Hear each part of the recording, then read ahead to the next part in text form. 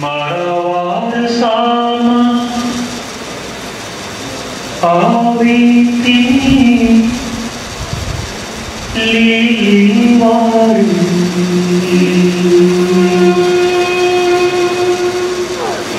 मारवार सामा देवी रे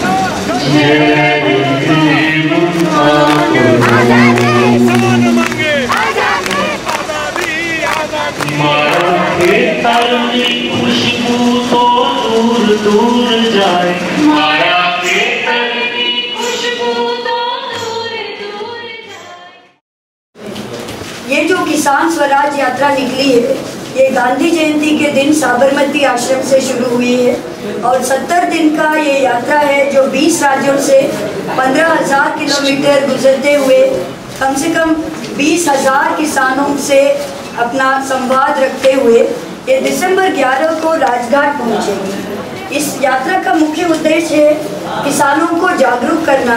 आज किसान और किसानी का जो संकट है, जिसमें सबसे ज़्यादा आत्महत्याएं यहाँ आपके विदर्भ से हो रहे हैं, हम उनके सामने अपने अनुभव का जो अलग अलग प्रांतों से जैविक कृषि कर रहे हैं, वो किसान अपना अनुभव रख रहे हैं। इस बात पे जागरूकता करने के लिए निकले हैं कि जैविक कृषि एकमात्र उपाय है उनको अपने संकट से बाहर निकलने। और दूसरी बात है, हम सरकार को भी चेतावनी देने के लिए निकले हैं। सरकार आजकल कह रहा है कि उनकी विकास की कल्पना में सिर्फ 6 से 15% लोग ही गाँव में रह सकते हैं। प्रधानमंत्री से लेके बाकी सभी लोग यही कह रहे हैं कि इस देश में गरीबी तभी हटेगी जब ग्रामीण क्षेत्रों से और खेती से लोग हटे। जब वो ये कहते हैं, वो ये विकल्प नहीं बताते हैं इनको कहाँ जाना है, क्या शहरों में इतने लोगों को, करोड़ों लोगों को हम बसा पाए। और मेरा आपसे ये भी निवेदन है, जैसे मैंने कहा कि मैं कुछ छुटपुट बातें आपके सामने रखूंगा। आप चूंकि एक किसान यात्रा के माध्यम से 70 दिनों में पता नहीं 70,000 लोगों से मिलने वाली है, ये आत्महत्या भी शब्द ठीक नहीं है, ये हत्याएं हैं किसानों की।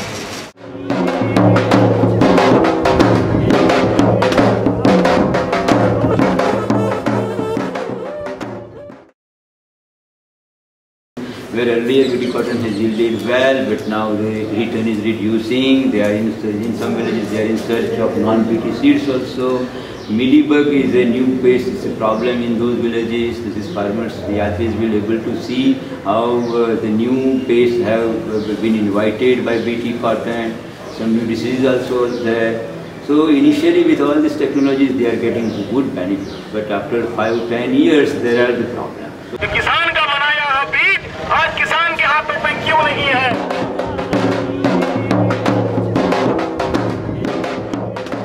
Agriculture business, agriculture business, agriculture business, contract खेती, कॉन्ट्रैक्ट खेती, कॉन्ट्रैक्ट खेती, parallel company, parallel company, parallel company, ऑन-साइडो कंपनी, ऑन-साइडो कंपनी, ऑन-साइडो कंपनी, शरद पवार, शरद पवार,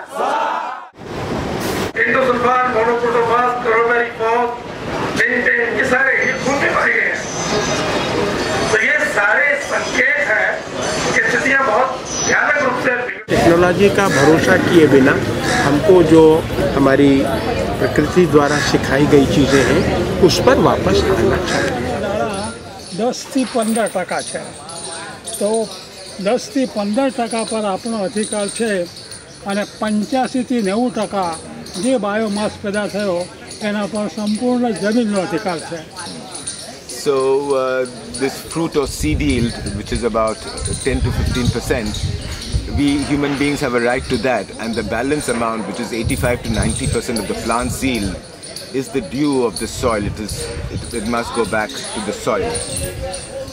10 થી 15% આપણે લઈએ અને 85 થી 90% જો જમીનને આપવામાં આવે તો બહારથી કંઈ લાવવું નહીં પડે.